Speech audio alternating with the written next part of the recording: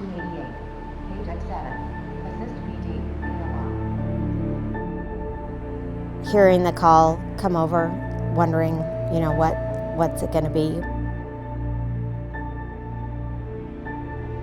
Is it, a traffic fatality, or if it's a suicide?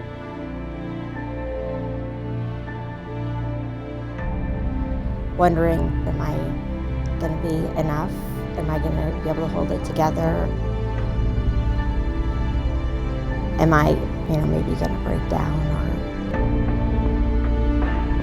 or am I going to be able to keep it together and be strong enough for them?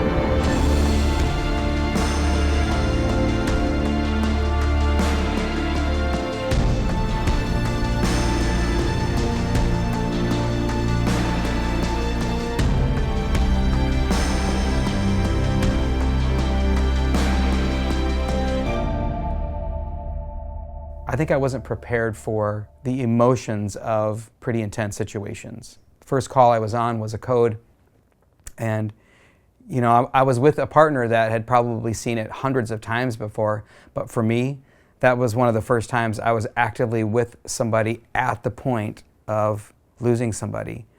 And I just didn't want to say the wrong thing, I didn't want to do the wrong thing, and man, my stomach was in knots.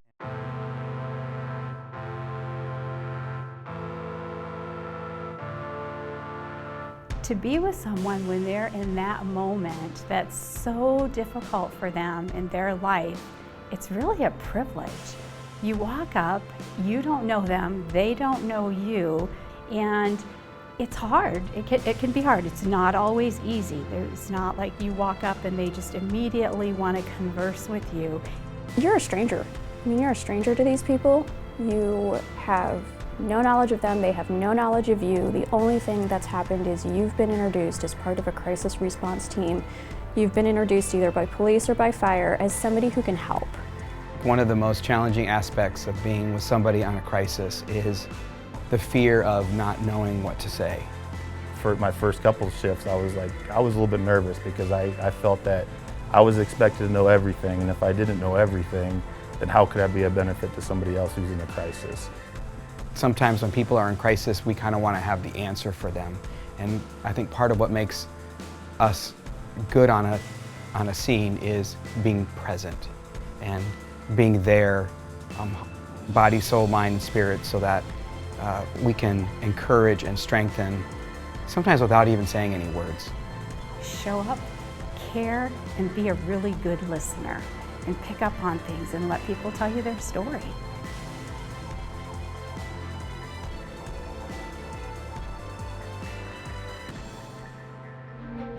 One of the difficulties is walking in and knowing that you're walking into something you're probably not totally prepared for. We can get somebody who is very calm and collected. They know exactly what they're doing. They don't need us to drive them down to the hospital. They'll be just fine. Other people, they're in basic meltdown mode. I've seen the whole gamut. I've seen shock, disbelief, anger, rage, happiness, extreme sadness, a lack of control, somebody that's at a complete loss.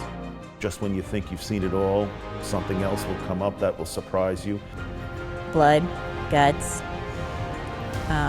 dead bodies. You're going to see all of it. You're going to see things that are upsetting, and these things, if you could trigger, upsetting events that have happened in your own life.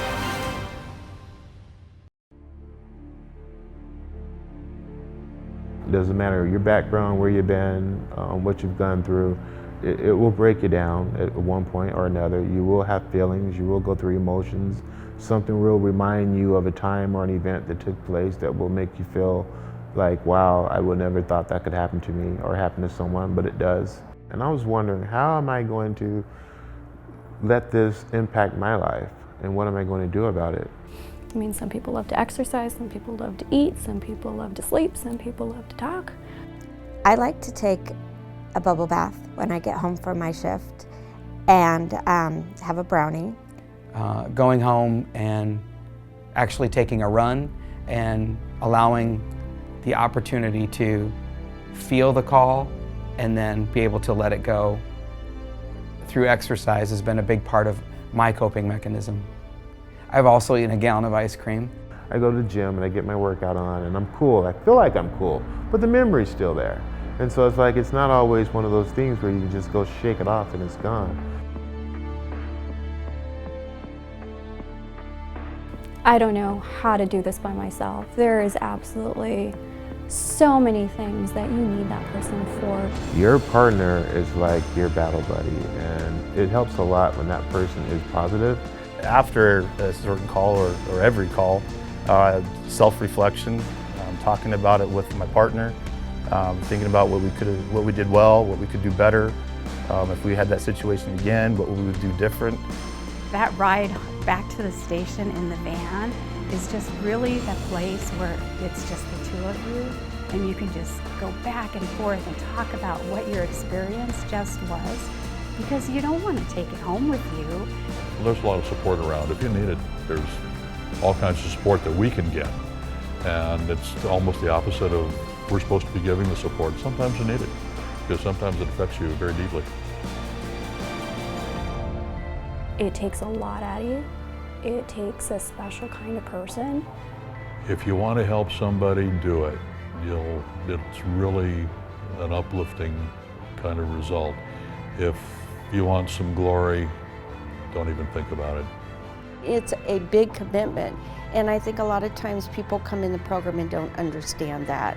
They think, oh, I'm going to ride with the fire department, and it's all about the fire department, and it's not. It's a commitment that you're giving to your community. This is not for everyone. We train people. This is not for everyone, whether it be a firefighter job or an EMT or paramedic or a crisis response person. You have to have an interest and you have to want to do something like this.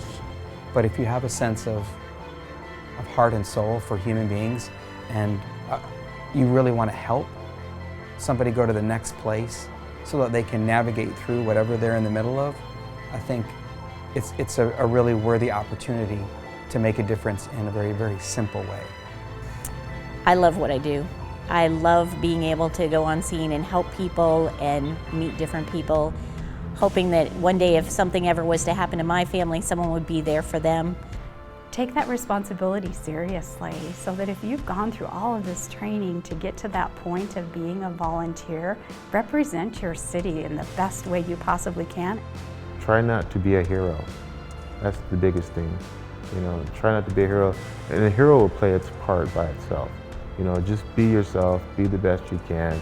Always come in ready, and know for sure that you have support.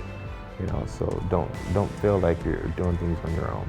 It's just a great opportunity, and I hope we get more volunteers because we need more.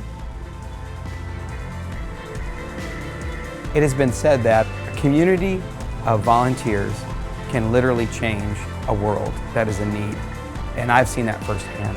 A community of individuals, when they come together to meet human need, can do virtually the impossible.